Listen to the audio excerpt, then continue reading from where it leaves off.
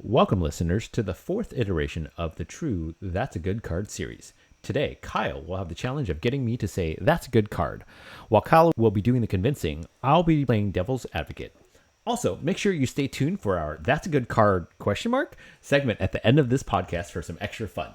All right, Kyle, let's get started. Thank you, Ya. All right, so today I'm excited to bring you a card that is pretty fringe, I would say, but is kind of starting to see some play in some certain decks. So I'm pumped to hype it up a bit, and that card is Bribery. Now, Bribery is a blue sorcery spell that costs 5 mana total, 3 colorless, and 2 blue pips. And Bribery reads, search target opponent's library for a creature card and put that card into play under your control. That player then shuffles his or her library. And it has a decent text that I'll read out to you today. In Mercadia City, loyalties extend only as far as your purse can stretch. I'm not going to lie. I read that. I gave it that a 6 out of 10. Oh, really? Okay, Yeah, I was going to say it's about a 3 out of 10. It tickles me. Yeah, for a card like Bribery, I feel like it's got such a great name that I kind of wanted it to be like some sort of joke or jest in there. Yeah. They went the serious route, which is respectable, but I like to see some jokes or jests. But anyway, yeah, that is Bribery. I'll kind of start off with my first point here of why Bribery is a good card and why it deserves to be in your main deck. And the reason right now is I think that this is a meta-dependent card, and right now our meta has some dominant decks in the meta that run big creature bombs, and you want a piece of that pie when you're playing Bribery. Now, there are countless great value target hits from Bribery. Now, you might be thinking to yourself, well, Bribery, the first thing that, comes to mind is you can go ahead, if you're playing blue already, which you are because you're playing Bribery, you're most likely also playing black. And if you have access to blue and black, that means that one of your win conditions is going to be Thassa's Oracle Demonic Consultation. Now, what Bribery can do is tutor for another person's Thassa's Oracle. You can let Bribery resolve. And then with the Thassa's Oracle ETB trigger on the stack, you can play your Demonic Consultation or Tainted Pact to win the game. So, at its base form, you're using it as a win condition. For 5 mana, you're tutoring for your Thassas in someone else's deck, and then winning through the Demonic Consultation Tainted Pact line. That is the most, I think, general use of this card, and I have seen it used in this way in current deck lists. But not only that, I think that this card can be really good just as a simple value play. And one of my favorite decks to play against when I'm running Bribery is Kinnan. And I'm not the biggest fan of Kinnan, to be completely honest with you. I love Kinnan. I don't like playing against Kinnan. I think that the deck is so good and so consistent, and Kinnan has beat me up so many times that I now have a little bit of spite towards it. But anyway, I think this card's really good against Kinnan. I can name out some of these cards that you can hit in most Kinnan deck lists. So the first one is really annoying, Perplexing Chimera. That's a great card that you can pull with Bribery and just cause chaos at the table. Some other great ones, Seedborn Muse, Wandering Archaic, Consecrated Sphinx, give me that card draw. Colossal Sky Turtle, that one's just a fun one. I don't know if you would ever actually tutor for that one, but I think it's really fun. Holebreaker Horror, Nezahal, Primal Tide, even like a Nyx Bloom Ancient, and then I think the two best by far are probably Tidespout Tyrant and Void Winnower. I think if you can just grab a Void Winnower and put it into play, you are in a really dominating position at the table. All great points. Yeah, I think that those are...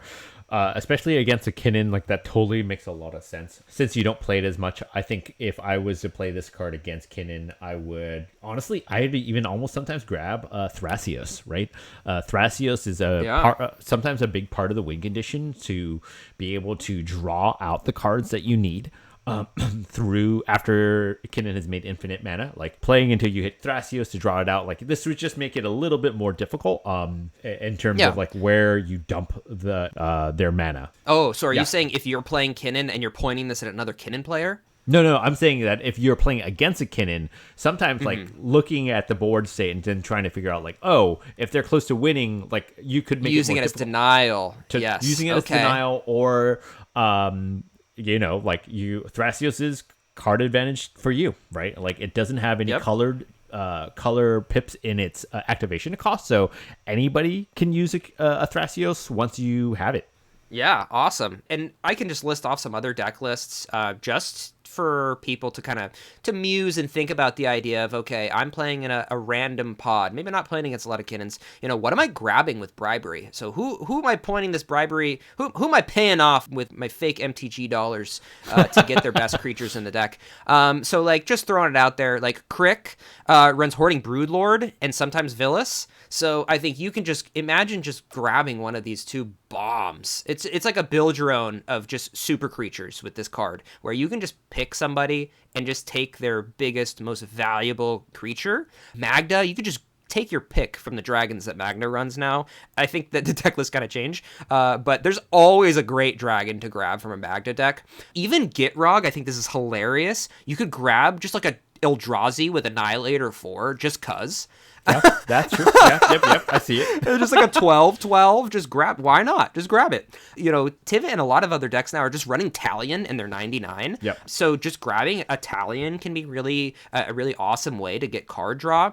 And another thing that all these decks also run that you can kind of switch up how you're using Bribery with is that you can use it to grab protection. So you can grab a Grand Abolisher. So no one, and have a really sneaky protected win, awesome. Right? So let's say someone's going, he's going to play Bribery. It is a high cost spell, so it might get targeted of counters, but a lot of people like to hold counters for when the win is actually being presented on the board, right?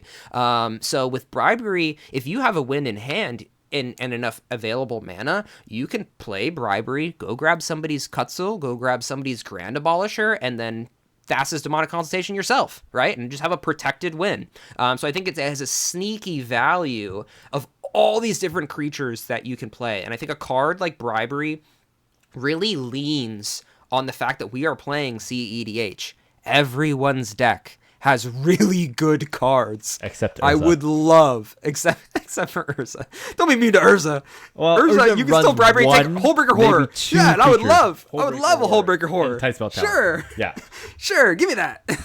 But yeah, so my number one point is just this card can just grab so many value pieces, combo pieces, protection pieces. It's awesome. Yeah, I think that's like that, especially in blue, right? I don't think I can think of very many any other blue tutors that goes and grabs a creature. So if you're like kind of in a Sans Green or Sans Black deck, like this is a pretty interesting grab. I actually had never heard of this card until you brought it up to me for this episode. Yeah. And another cool thing that this card does in my second point of this is that it's a great way to get combo pieces outside of your own color pie, which is really interesting to think about because sometimes you'll be stuck in a list that doesn't have access to certain like really common combo pieces. So one thing that comes to mind is I play a lot of Niv Mizzet Perun, and I'm in blue red, and with Bribery what I can do is I can actually get like an Emil Dockside loop. Yep. By stealing someone's Emil, which is awesome. So now in my Niv Mizzet deck, I can just go get infinite mana by grabbing somebody's creature out of their deck. Yep. So I think it kind of opens up a lot of pathways where your deck might not have, if you have access to blue, you have Bribery, and now I have access to all the colors. So this card itself is almost turning your blue deck, whatever it might be, into a 5-color blue deck. At least for the creatures, right? So I think that's really fun and a really fun way to find lines. Yeah, so that's my second point. My third point is something that you touched on already, and I think it's funny that that's how the first thing that your brain went to, because my brain, when I saw this card for the first time, thought, I'm going to go grab the biggest, most menacing creature out of this person's deck and just drop this value bomb on their face. Whereas your first thought process with this card was like, oh, I could take it and deny somebody else's win con. So that's my next point, is this card can be used to deny someone's win. If you're playing against a deck that is focused on winning one particular way with one particular creature, you can just take that from them. And a lot of times that might be their Thassa's Oracle. You can just take that from them. Yep. Or for some really, really, dockside dependent decks, shout out Corvold, my boy. If you take a Corvold's dockside, he will be very sad. I will put it that way. He will be extremely sad. Do not do that. I mean, That do was that. my You should definitely do very that. first thought when you sent me Yeah. this card. I was like, oh my gosh, he just gave me a card that I could play. Just take his dockside. That's literally take my his very dockside first from thought. him. Yeah, that was my first Yeah. thought. The next game we play, I swear, if you bribery to take a dockside when there's no artifacts out and you get 0 treasures from him and you just stare me down from across the table, oh my goodness, I'll be pissed. That is something I would consider The disrespect. doing, for sure. The disrespect. For sure. Anyway, but yeah, I think that using it as a denial piece is really cool and kind of in tandem to just taking the card out of someone's deck. Another thing that's really cool about this card is it can take Gilded Drake from someone's deck, and then you can deny pieces on the board via Gilded Drake. So if I take someone's Gilded Drake from their deck, and let's say that we'll use our classic example of a big menacing beater on the board, Ob Nixilis in this meta. There's a massive Ob Nixilis on the board, right? Now I can cast Bribery, point at a blue player at the table who is playing Gilded Drake, take their Gilded Drake, it will get put into play, it cannot be countered, right? And you can just take the person's giant, wonderful Ob Nixilis, right? Same thing happens with a big old Corvold. You can just take it. So I think that it's almost pseudo-denial. It's almost board state denial at that point, where you can get something that immediately has an effect on the board state just from a quote-unquote creature tutor. And my last point is kind of just to cement that this card is worth playing, and that is comparing it to another card that's really popular in the format, and that's Praetor's Grasp, right? I think Praetor's Grasp is widely considered to be an incredible card and is in many decks, if not at least the sideboard of any deck that plays black. I think Praetor's Grasp provides so much to be able to grab other people's win cons to let you win. And I think Bribery is right up there with this card. Sure, it costs a little more, but in the cost of it being a little more, you don't have to pay the mana cost of the creature you're tutoring for, right? So whereas Praetors, you still have to end up paying for whatever card that you grab from someone's deck. Bribery just kind of has that cost included. You paid up front for what you want, and that's what you get. Yeah, I think that that's a really, really interesting point, right? The first card I definitely thought about, and kind of like the first point I have potentially against this card is that, yeah, Praetor's Grasp, like it's a little bit less, but I think you make a really good point. Like you're putting that card right onto the battlefield, right? And so it's a little bit interaction proof, right? And like I really love cards or commanders or creatures that can let you cheat things out, right? So that people have less points of interaction. And so I think that's a really cool point. Like not knowing what somebody's going to tutor for and being able to basically forcing me, right, to go, do I interact with this tutor right now? I kind of have to, right? Because otherwise, whatever he's looking for is just straight out coming out to play, right? Unless you have like a card that basically says, hey, if a creature enters and it wasn't cast, get rid of it. All right, yeah. So I've kind of given my statement, given my spiel for why I think Bribery is a really good card and why I'm testing it out in a lot of my blue decks. I'm ready for your downsides. So let's talk about them. Yeah, I think the first point is kind of the last point you just brought up is like, I think that in a deck where I already get to run blue and black, right? I have my full suite of very low cost tutors, right? And so honestly, I almost want to argue for your point that this is better in a non-green and blue deck, right? And I'm mentioning green here because green can look for creatures, right? Like it's known for tutoring up creatures, and so this is really versatile. If you're find yourself for whatever reason in mono blue, right, where you're kind of low on tutors in general, that can look for something valuable. Like I think that this is a really good card. But I think one of the biggest downsides for me that I have a really hard time getting over is the 3 and then 2 blue pips, right? I think that if this was still the same cost for 5, but like 4 and a blue, like cool, would really considering it. But that extra 2 blue is kind of a real big downside. And like the reason for that is like, you know, when I look at cards that a lot of blue decks don't run, like a mana counterspell, right? Like, or even like a mana drain, like that, those 2 blue pips can be really difficult to kind of find.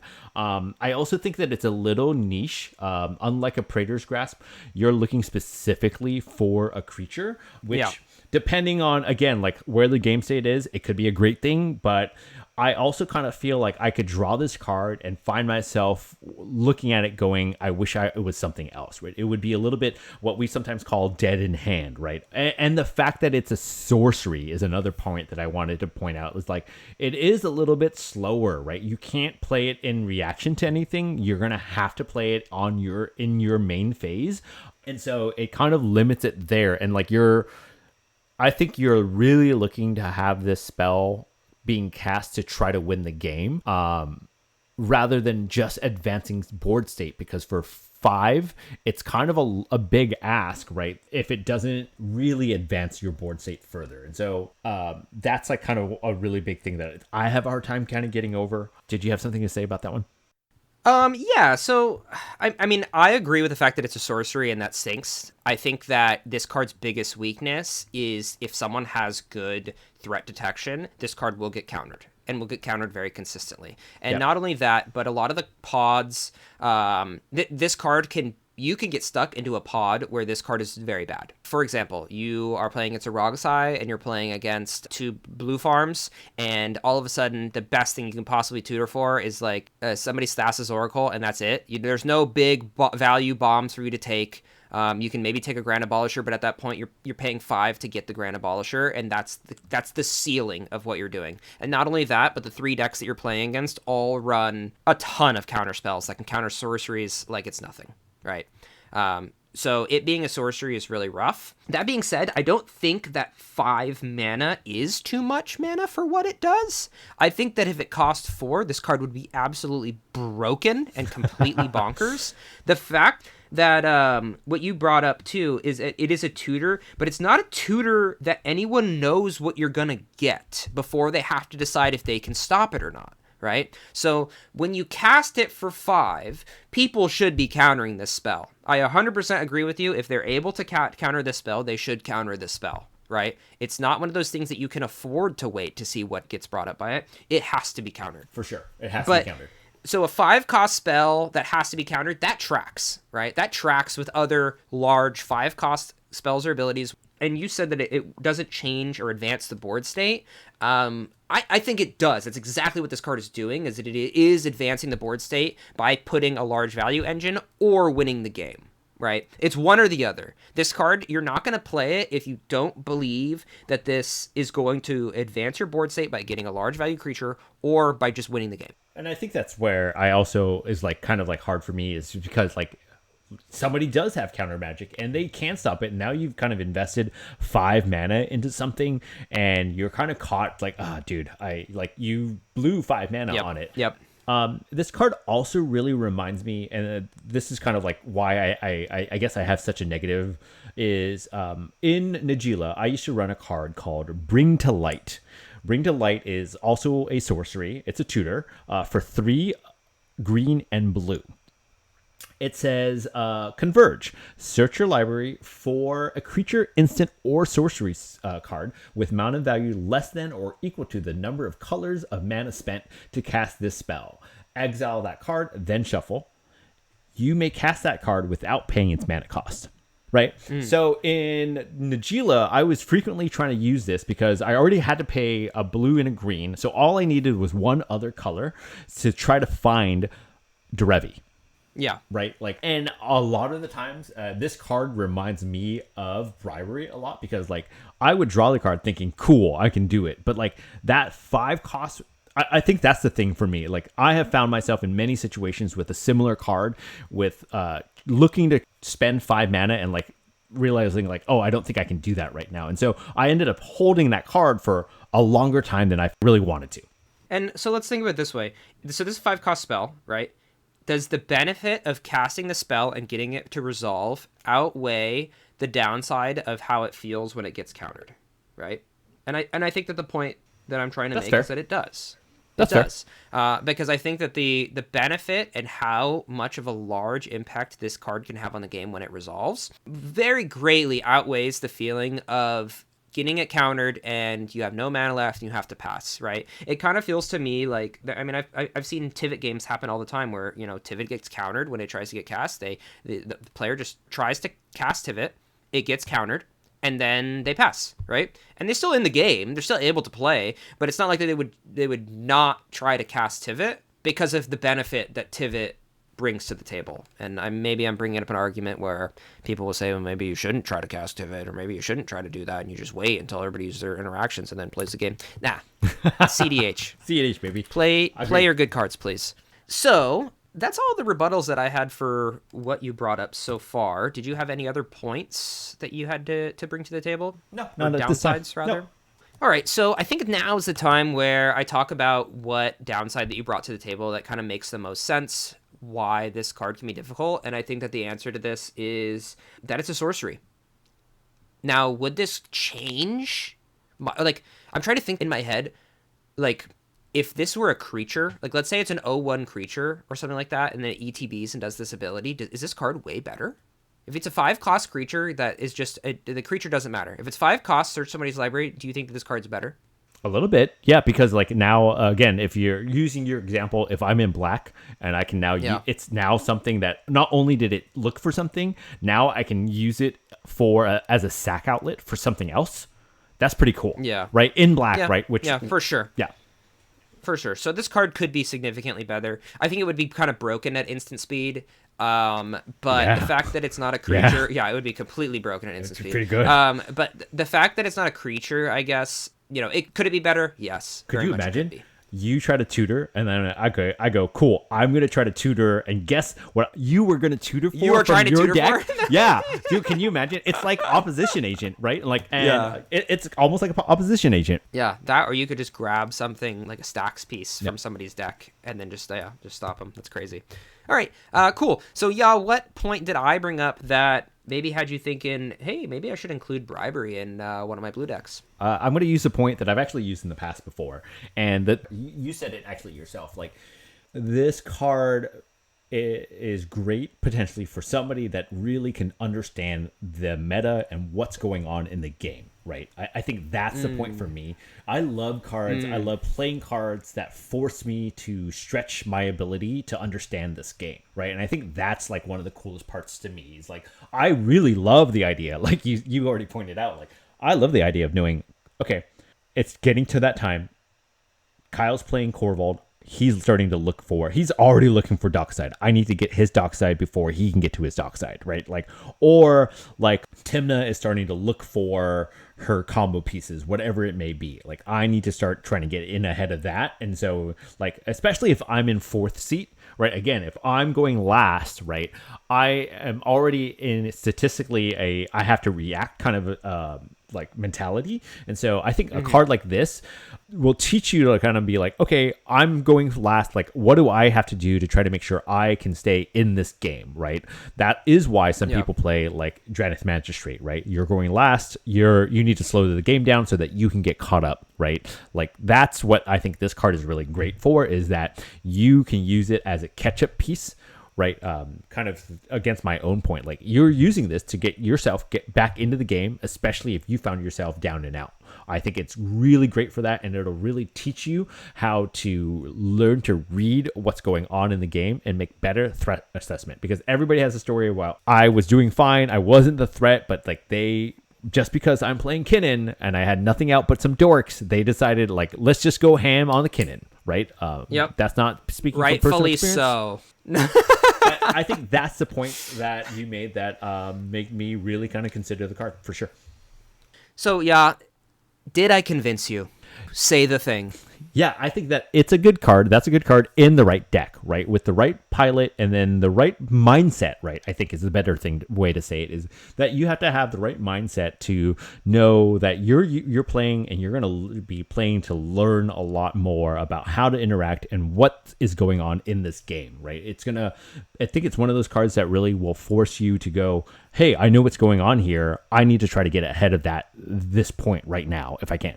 So, yeah, I think it's a really interesting card, and I'm going to be looking to try to slot it in the right deck for me. Perfect. Awesome. We did it, guys. That's a good card. Bribery. Try it in all your blue decks. For sure. The one thing that this card, and doing research on this card and prepping for this podcast for this card, has really taught me is it really brought to light how broken Grand Abolisher is as a 2-cost card. Because when I thought about... Oh, so good. using bribery to grab someone's Grand Abolisher, I was basically just saying, yeah, I would love to pay 5 mana for a Grand Abolisher. And then I realized, holy shit, Grand Abolisher is so good. I'm willing to pay 5 mana for it. Grand Abolisher is, Anyway. it's going to win you the game, right? Like you're playing it, it's going to win you the game. Anyway, that's my takeaway from this bribery podcast. Thank you all for listening. And it is time now for our fun, incredible, awesome. That's a good card? Question mark. That's a good segment. card. That's a good card. I think. Maybe. Possibly. Maybe. All right, y'all. Are you ready for your first attempt? Oh yeah, I'm so ready. And listeners, if you didn't listen to our last episode, what I'm going to do is I'm about to give y'all the name of a really obscure Magic card. Hopefully one that he's never heard of before. If he has heard of it before, then he gets extra bonus internet points. But hopefully he hasn't heard of the card before. I'm just giving him the name, and then we're going to let y'all ride with it. He's going to make this card what he thinks the card should be. He's going to put on his Wizards of the Coast hat, and he's going to tell me what this card does. Everything about it. All right, y'all, you ready? Yep. All right, your card today is named Natural Spring. Natural Spring. Go off, y'all. You got this. What is Natural Spring? Is this a 20 question style thing, or am I just kind of throwing it out there? Oh my gosh! No, tell me. It's in your head now. You are Wizards of the Coast. Here we go. I almost want to say it's a land. To be quite honest with you. Land. I almost want to say I'm rocking. So. Land. I don't think so. Let me think here a little bit. I definitely feel just go with your heart, yeah. I definitely feel like it's in blue green, right? I want to say nice. It's like blue green. I think it's going to be blue green. I think it's going to be a 4 cost, two generic and a blue and a green. Oh my gosh, yeah. For let's say I want to say it's an enchantment. Enchantment. Okay. Yeah, it's an enchantment Look at this guy. Will paint a picture for me. I'm picturing what's the art looking like in your head. Picturing like a mountainscape with a river. Okay, mountainscape. With Beautiful. forests. Beautiful. Maybe even a deer. Oh yeah. Maybe a deer and bunnies. And it's an enchantment, kind of provoking calm, peace, and it's going to be something like every time you tap a creature, you can add a green. That's what I'm going to say. All right, let me get this straight. Not gonna lie, I have no idea. This is an enchantment. Yep. Every time you tap a creature, add a green. Yep, add a green. That's incredible. All right, you got some flavor text for me? What do you got? Oh, it's gonna be a haiku. Okay, it's gonna be a haiku. Yeah. Actually, now I think I'm gonna say it's like from the original Kamigawa block, right? Yeah. Now that okay. I'm into it, Dude, and how do you know this card? It'll be like, hold on, I gotta count, right? I'm gonna use my fingers here. Frog jumps in pond, splash. Ooh. Ripple goes the waves on stream. Yeah, bars. Grass blows in the wind. There it is. Oh my god. I can't. Word for word on this bad boy. Holy moly. Now, please end my misery. What is Natural Spring? All right, so you said Natural Spring was a 4-cost card, 2 colorless, blue-green. You're very wrong. It is a 5-cost card. Okay. 3 colorless, 2 green. Okay. So it was green, no blue. Okay. Now, this card is a sorcery, Okay. not an enchantment. But I like that it's an enchantment. I think it should be an enchantment. I It sounds think so like an too. enchantment type Doesn't card. it? Natural Doesn't it? Spring. It does sound like an enchantment. I'll give you that. It is from the Tempest block originally, so not the Kamigawa original block. And down to what this card does. You said that it taps creatures and adds green mana, and guess what, y'all? No. It definitely does You're not. absolutely incorrect. Absolutely. This card is dog doo-doo. It says target player gains 8 life. Oh, no. For 5? Oh. For 5? Yeesh. Oh. 3 colors, 2 green. Sorcery speed. Target player gains 8 life.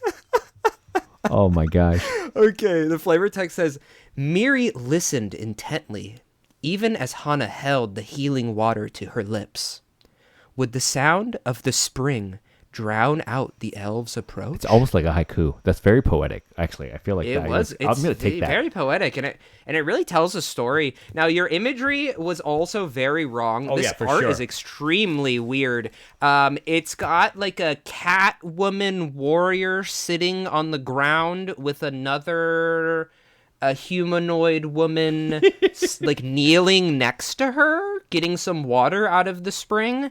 It looks like the Catwoman has the Catwoman's holding their head like their head hurts. So hopefully this natural spring water. Well, will assist that's them why with she their needs headache. to heal 8 life. That's why. That's true. Yeah. That's That is why. 100% true. Okay, awesome. I was in well, green. that was a blast. Yeah, you were in green. I You was in got green. 1 out of 10 right. I loved your haiku. That was incredible. But that right there was Natural Spring. I don't think that's a good card, but it was fun. It's not a good card. Somebody let us know what CEDH deck you're running Natural Spring in. All right. Awesome. Well, thank you all for listening today. That is it for today's podcast. But please check us out on YouTube, Spotify, and check the link below for our Discord, as well as follow us on X. Thank you, everybody, and see you next time.